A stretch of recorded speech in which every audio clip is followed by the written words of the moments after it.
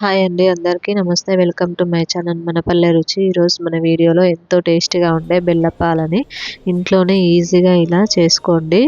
చాలా బాగుంటాయి. దీనికోసం ముందుగా స్టవ్ పైన ఒక కడాయి పెట్టుకొని అందులో 2 కప్పుల వరకు తురిమిన బెల్లాన్ని తీసుకోవాలి. ఇలా 2 కప్పులు తీసుకున్న దానికి మనం 3 కప్పుల వరకు నీళ్ళని పోసుకోవాలి. మీరు కూడా ఇదే విధంగా ఈ కొలతలతో చేసుకోండి. మీకు బెల్లప్పాలు అనేవి ఎంతో బాగా వస్తాయి. టేస్ట్ కూడా చాలా బాగుంటుంది. చేయడానికి కూడా మనకు ఒక 5-10 నిమిషాలు సరిపోతుంది. ఇలా 2 కప్పుల బెల్లానికి 3 కప్పుల నీళ్ళని తీసుకొని బెల్లాన్ని ఇలా కరిగే వరకు మంటని మీడియం ఫ్లేమ్లో పెట్టుకొని కలుపుకుంటూ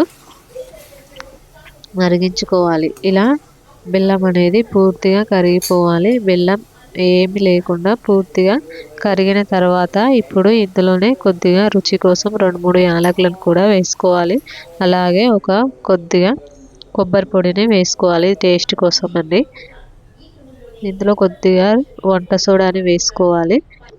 ఇప్పుడు మనం 1 కప్పు ఉప్మా రవ్వ, అలాగే 1 కప్పు గోధుమ పిండి, 1 కప్పు బియ్యం పిండిని వేసుకొని బాగా కలుపుకోవాలి. పిండి అనేది ఉండలు కట్టకుండా మంటని సిమ్లో పెట్టుకొని మనం కలుపుకోవాలి. మనం 3 కప్పుల నీళ్ళని పోసుకున్నాం కాబట్టి 3 కప్పులు 1 కప్పు బియ్యం పిండి, 1 కప్పు గోధుమ పిండి, 1 కప్పు ఉప్మా రవ్వ కరెక్ట్గా సరిపోతుంది. మీరు కూడా ఈ కొలతలతో చేసుకోండి.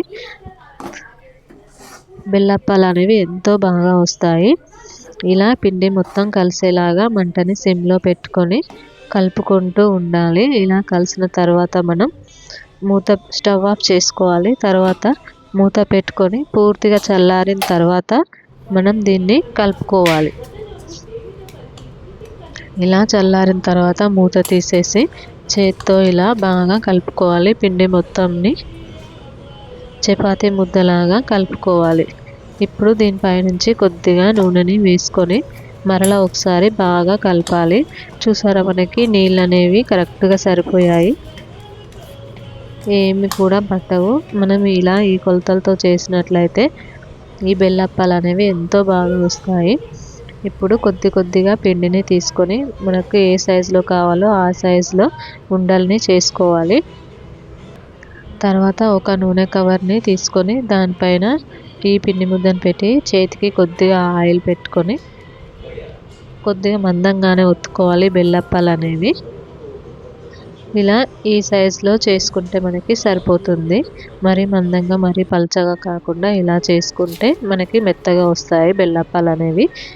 ఇప్పుడు స్టవ్ పైన కడాయి పెట్టుకొని డీప్ ఫ్రైకి సరిపడా ఆయిల్ని వేసుకొని ఆయిల్ బాగా వేడయ్యాక మనం ముందుగా చేసి పెట్టుకున్న బెల్లప్పాలని ఈ ఆయిల్లో వేసి 2 వైపులా తిప్పుకుంటూ మంచి కలర్ వచ్చేంత వరకు ఫ్రై చేసుకోవాలి.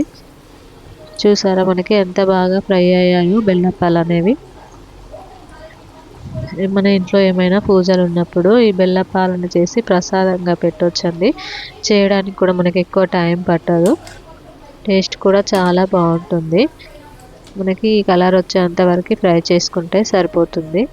మీకు కనుక ఈ వీడియో నచ్చినట్లయితే లైక్ చేయండి, షేర్ చేయండి, కామెంట్ చేయండి. మరిన్ని మంచి వీడియోస్ కోసం మా ఛానల్ మన పల్లె రుచిని సబ్స్క్రైబ్ చేసుకోండి.